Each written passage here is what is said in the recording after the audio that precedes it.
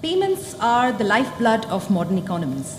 Technological advancements, coupled with enabling policies, newer business models, have dramatically changed the domestic payments landscape in the last few years. You can now make payments by simply scanning a QR code with your mobile phones. But this is, however, in contrast with cross-border payments, which continue to be plagued by problems of inefficiency, delays, high costs, and opacity. Admittedly, cross-border payments are more complex, given the multiple jurisdictions, intermediaries, and regulatory frameworks in question.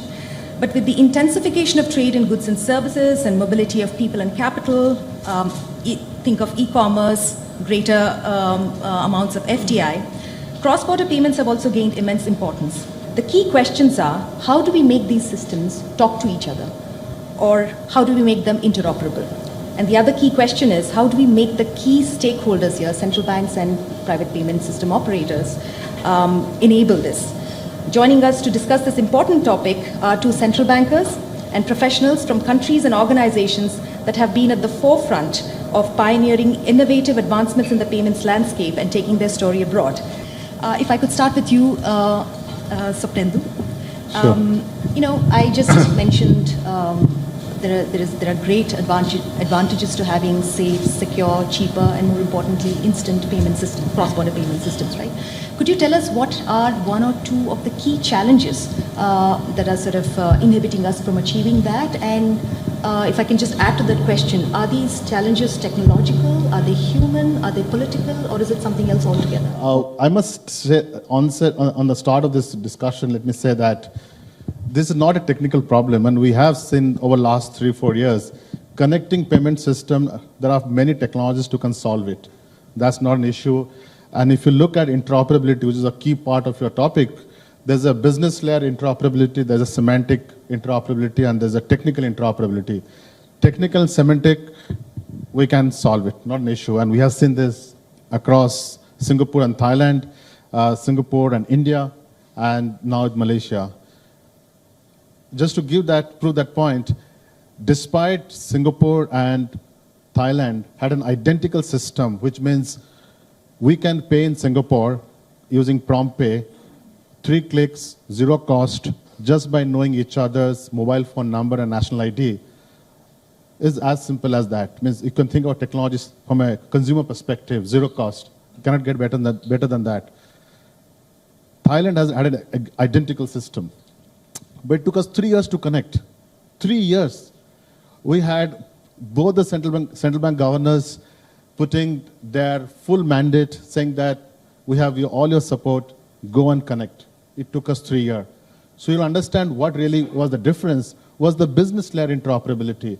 Because historically, countries have built the legal structures, the compliance structure, a different settlement, legal liability settlement between different operators from many years of their own understanding of payment landscape.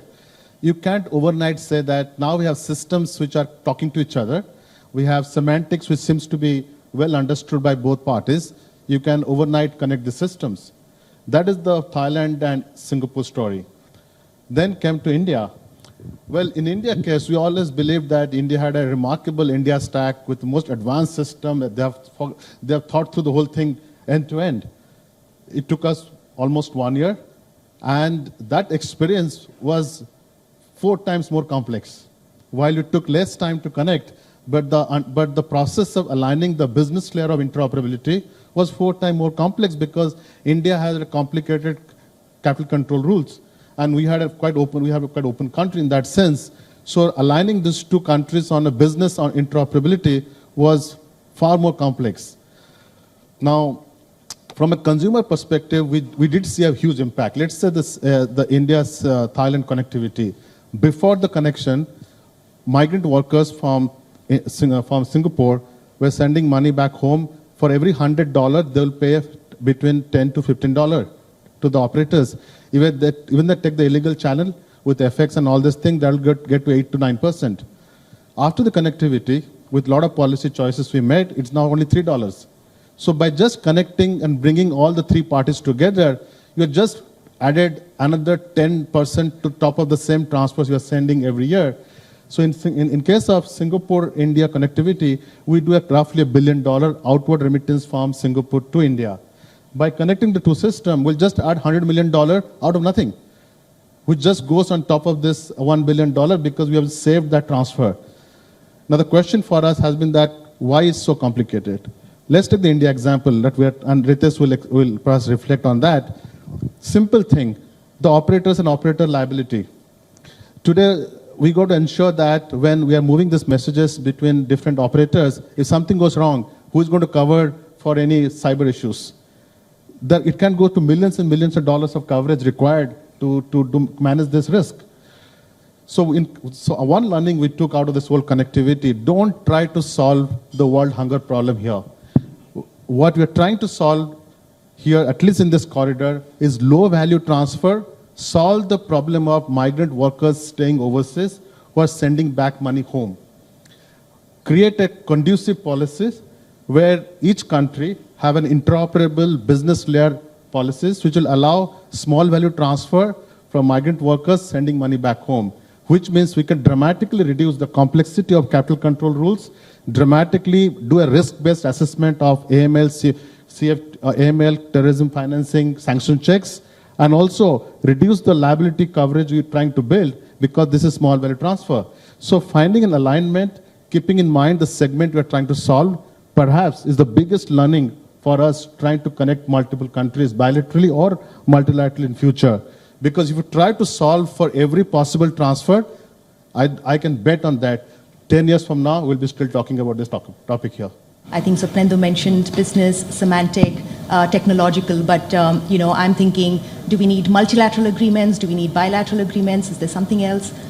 I think some of the twin challenges that we in Bhutan face with regard to cross-border payments would be high transaction costs and the delay in sending money. And in the current landscape, we do fairly understand that the cross-border payments, they involve a lot of complexity, risks, and operating norms.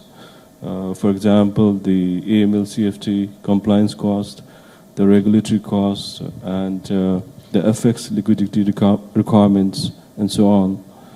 So therefore, to overcome these challenges, I think we need such forums so that we can bring the policymaker, the supervisors, and the regulators to work with greater coordination, collaboration, and as someone said in the morning, so that we come up with trusted corridors for the cross-border payments.